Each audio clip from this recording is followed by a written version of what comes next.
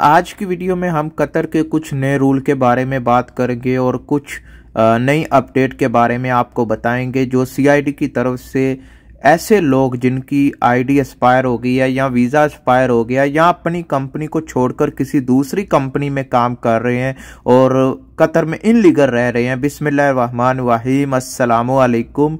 तो आज की वीडियो बहुत ज़्यादा इम्पोर्टेंट होने वाली है उन लोगों के लिए जिनका वीज़ा एक्सपायर हो गया है या जिनका वीज़ा ख़त्म हो गया है और वो अपनी कंपनी को छोड़कर किसी दूसरी कंपनी में काम कर रहे हैं बगैर वीज़े के, बगैर किसी वीज़े के, यानी कोई वीज़ा नहीं है, एक्सपायर हो गया है लेकिन फिर भी वो कतर में इनलीगल रह रहे हैं। और कुछ और भी मज़ीद आपके साथ अपडेट शेयर करते चलते हैं, आपको बताते हैं। तो वीडियो शुरू करने से पहले वीडियो को लाइक कीजिएगा, चैनल को सब्सक्राइब कीजिएगा। कोई भी सवाल है हमसे पूछना चाहते हैं, बात करना चाहते हैं तो इंस्टाग्राम पर आ जाएं, आपके हर सवाल का जवाब इंस्टाग्राम पर दिया जाता है। तो वीडियो शुरू करते हैं। कतर में एमओआई की तरफ से उन लोगों को 3 महीने का टाइम दिया गया है जिनका वीज़ा एक्सपायर हो गया है या जिनका वीज़ा ख़त्म है और वो कतर में इनलीगल रह रहे हैं और किसी भी किस्म का, यानी उनके पास वीज़ा नहीं है और वो कतर में मौजूद है। तो उनके पास सिर्फ 3 महीने का टाइम है जो कि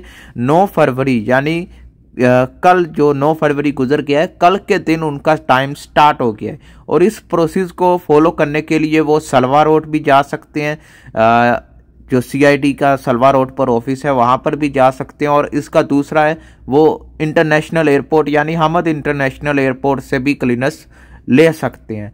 तो वो लोग जिनका वीज़ा ख़त्म हो गया या जिनका वीज़ा एक्सपायर है या वो कतर में इनलीगल है तो वो यहाँ पर जाकर अपना आगे का प्रोसेस करवा सकते हैं, वापस जा सकते हैं अपने घर। इसका जो टाइम उन्होंने सेट किया है वो है तकरीबन दोपहर को 1 बजे से लेकर रात का टाइम है। मैं इधर स्क्रीन के ऊपर पूरा आपको लगा दूंगा, आप पढ़ सकते हैं, आप देख सकते हैं। तो चलते हैं दूसरी अपडेट की तरफ। कतर में एक फ़ंड है जो कि लेबर लोगों के लिए बना है। इस फंड से लेबर लोगों की हेल्प की जाती है, जो भी मतलब किसी भी किस्म की उनको ज़रूरत है तो इस फंड से उनकी हेल्प की जाती है। और इस फंड के काबिल कौन है, किसकी हेल्प करनी है, ये कोर्ट तय करता है। कोर्ट जिसको कह दे कि इसको फंड की ज़रूरत है तो उस फंड से उस बंदे की हेल्प यानी उस लेबर की हेल्प की जाती है। तो अब तक 2018 से लेकर अब तक 1,30,000 लोगों की हेल्प की गई है इस फंड से। तो चलते हैं तीसरी अपडेट की तरफ जो कि है एयरपोर्ट के हवाले से। पूरे साल के बाद यानी पूरे साल में देखा जाता है कि सबसे अच्छा एयरपोर्ट, दुनिया में सबसे अच्छा एयरपोर्ट कौन सा है, तो वो कतर के इंटरनेशनल एयरपोर्ट यानी हमद इंटरनेशनल एयरपोर्ट ने अवार्ड ले लिया है। सबसे खूबसूरत और सबसे अच्छा airport Hamad international airport Qatar का है यानी।